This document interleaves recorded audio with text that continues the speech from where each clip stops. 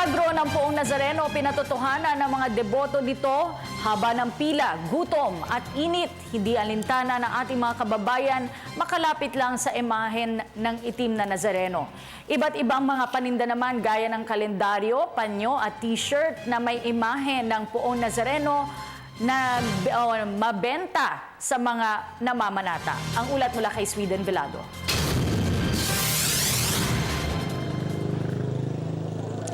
Kasi gaya nga ng nabanggit ko kanina, dito sa aking likuran yan, makikita natin yung mga debotong nakapila. At baka inaakala kasi ng ating mga kababayan ay isang linya lang yan. Hindi po. Yan ay 4 na ikot bago po makarating doon sa imahe ng Poong Nazareno. At yung pila na yan, Kathy, nagsisimula doon sa Quirino Grandstand, paikot hanggang doon sa kabilang dulo, magtatapos sa tapat ng monumento ni Gat Jose Rizal sa may Luneta Park. Kaya naman, Kathy, bibilib ka talaga sa lalim ng pananampalataya at pagtatiyaga ng mga deboto ng itim na Nazareno. Ang kabuuan ng report, alamin natin. Milagroso, ganito ilarawan ng mga namamanata ang itim na Nazareno, kaya naman kahit mahaba ang pila, nakabilad sa init ng araw at ang iba ay nalilipasan ng gutom, hindi nila ito alintana dahil ang misyon nila ay makahalik, mahaplos at makapagdasal ng malapitan sa Poong Nazareno. Kwento ni Mang Arnold, isa sa mga 50 debotong sumasampa sa andas at inaatasan para bantayan ang imahe ng itim na Nazareno tuwing translasyon. Minsan na rin napagbigyan ang kahilingan na kung kukunin man ng may kapal ang may sakit na ina, ay huwag na itong pahirapan pa. So pa yung mother ko medyo sakitin na. So nakikita ko yung hirap. Ang lagi ko namang dinadasal sa kanya is, kung papagalingin mo, pero kung kukunin mo, huwag mong papahirapan. And natupad yun. Kasi hindi ko nakita naghirap ang mother ko.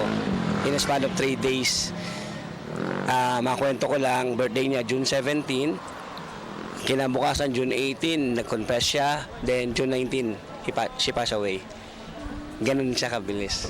Kaya sabi ko, napakaganda, napakasarap nung ano na yan. At ipinagpasalamat ko yun dahil alam ko hindi nahirapan ng mother. Ang baguhang deboto naman ni si Arnel Panaligan, agad na pagbigyan ang panalangin ng unang beses siyang pumila sa pahalik sa Poong Nazareno. Siyempre po, bukod po sa mga sinasabi nila sa amin, based po sa nangyayari sa kanila, yung mga hiling nila po na pagbigyan. So, nung una ko pong punta dito, yung hiling ko po, napagbigyan din naman, kaya tinuloy-tuloy ko na po. Pwede po ba malaman ano po yung napagbigyan? At that time po kasi may sakit po yung baby ko. Sabi ko, sana gumaling. Pag balik ko, wala na siyang sakit. Ayon kay Mang Arnold na bahagi rin ng procession committee, umaabot sa 4 hanggang 8 oras ang itinatagal ng pagpila ng mga namamanata bago makalapit sa Poong Nazareno. At habang nakapila ang mga libu-libu nating mga kababayan, nakakapaghanap buhay naman ang ilan.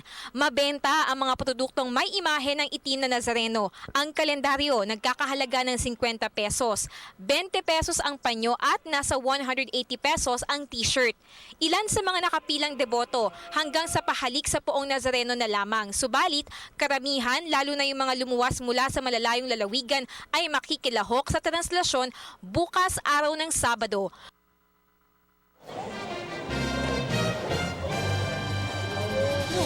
Kasi maidagdag ko lang, kaninang pasado alas 6, siguro mga bandang 6:05 ay nakita nating dumating mismo dito sa Quirino Grandstand si Interior Secretary Mel Senen Sarmiento at nakatakda nga siya makipag-briefing sa mga opisyal ng Philippine National Police para pag-usapan pa rin ang pagpapaigting palalo ng seguridad para bukas sa mismong translasyon para sa itim na Nazareno. Yan naman ang mga pinakahuling balitang aming nakalap mula rito sa Quirino Grandstand.